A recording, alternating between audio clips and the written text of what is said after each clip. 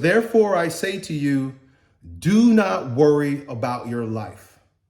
Do not worry about your life, what you will eat, nor about the body and what you will put on. So these are primal functions. He's saying, do not worry about your life. Your life. I mean, that's pretty broad, your life.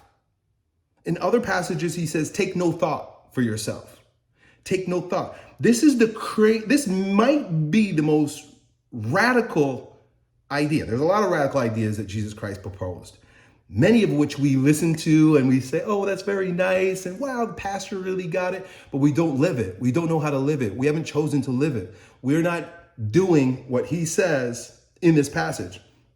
So first of all, don't worry about your life, what you will eat. What is eating?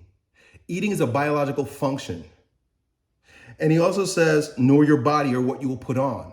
These are adornments. Think about your relationship, right? Jesus didn't say, don't worry about relationships or who you're going to marry. He says it in a much more broad way that can give way for interpretation. And so this is my, I don't want to say manipulating, but I'm using the words of Christ to sort of expand what we're looking at here. Don't worry about your life. What you will eat, biological function, right? Sex, desire, procreation, right? Protecting, providing a family. What you will eat. Don't worry about what you're going to eat, nor about the body, what you will put on. What do we put on the body? Well, we put on adornments, we put on clothes, we put on accoutrements. But we also add things to our body. So I add a woman to my side, right? Even in Genesis, what does God do? He takes the rib from Adam's side and puts a woman there. Boom, she grows right out of his heart, but she is an addition to him, right? Your family is an addition to you. It's added to you, just like your clothing. Jesus is saying, don't worry about any of that stuff. And then he goes on. Life is more than food, biological function, and the body is more than clothing, adornments, things that are added to us. Consider now, he says, the birds, for they neither sow, right? They don't work, nor reap. They don't save up, right? Birds they're not working, and they damn sure aren't saving up. He says, they neither have storehouse nor barn, but yet God feeds them. How much more valuable are you than the birds? Birds are walking, just flew by my window, and it triggers something. Like this birds are happy. Birds are always happy because happy means what's happening, and a bird is only handling what's happening in the moment. And if what's happening in the moment and he needs food, he's going to get the food. He doesn't have to go to the bank. He doesn't have to go to his preps. God just provides the food for him when he needs the food. He goes on. And which of you by worrying could add 1 inch to his stature? So just think about this because he goes on. I'll read the full passage. Which one of you can, by worrying, add 1 cubit, right? We'll say inch to his stature, right? Which one of you, by thinking about it, can make yourself taller? I'm 5'9", right? And I wanted to be an NFL football player, and I needed to be at least 6'1". It didn't matter how much I thought about it, how much I worried about it, how much I desired it, how much I worked in the gym. Nothing I could do that was going to make me 6'1". I'm bound to be 5'9", especially if it requires my will, my power, my desire, my hopes, fears, and dreams to get there. Now, I'm not talking about, these surgeries where they break your leg and shit like that. That's totally different. I'm talking about the power of our own worrying. It has none. If then you're not, and he goes on, he says, if then you're not able to do the least, can't you at least just grow an inch, right? Why are you anxious for the rest? It's funny how he says that because God's power is so powerful that he decides if you're going to grow. It's his choice. I was hanging out with a young man this weekend when I was with my son last week, and we were at a camp, and he's shorter than the rest of the kids, but his dad's really tall. And he's worried, he's anxious. He's like, oh man, I'm bound to be short for my whole life. And Jesus is saying, at least you could do is just grow up. At least you could do is just get taller. Oh, but wait, you can't do it.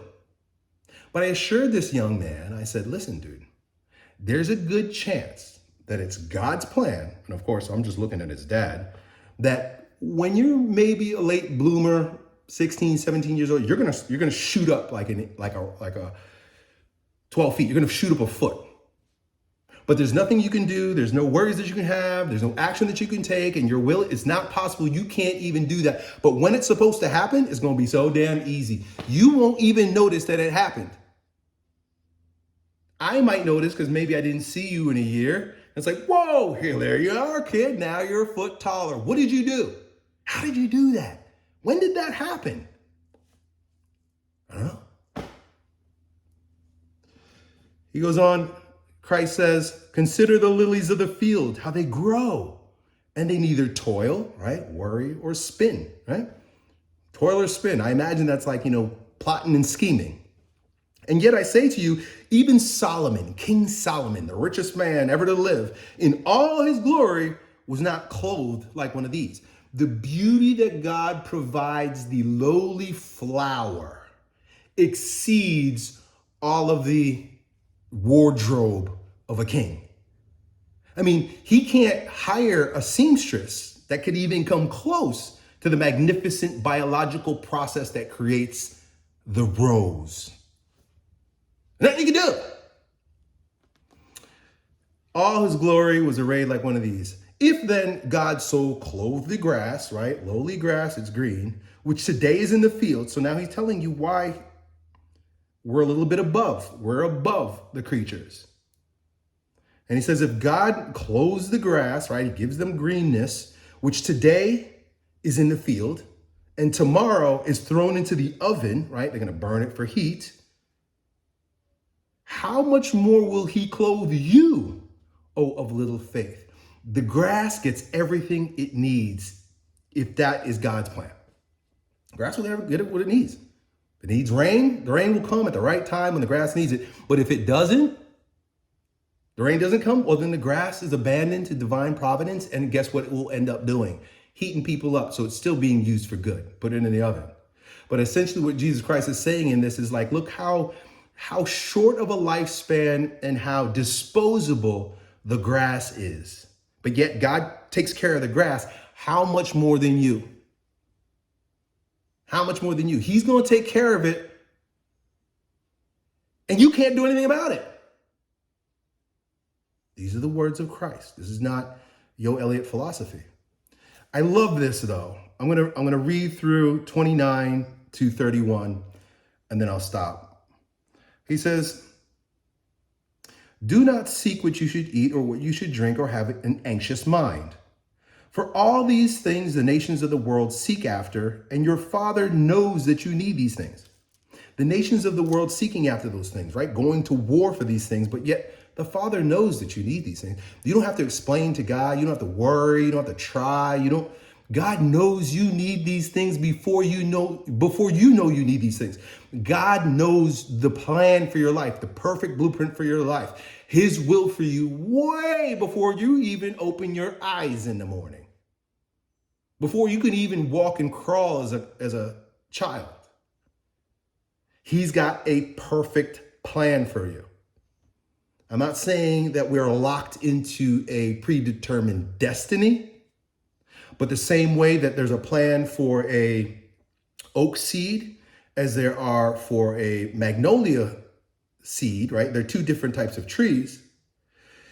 When the seed is planted, the fate, I don't want to say is sealed, but the pattern is revealed.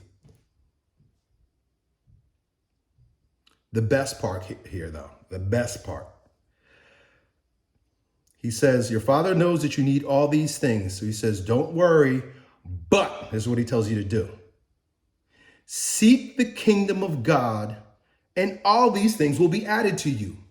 Seek the kingdom of God, and the woman and the family will be added to you.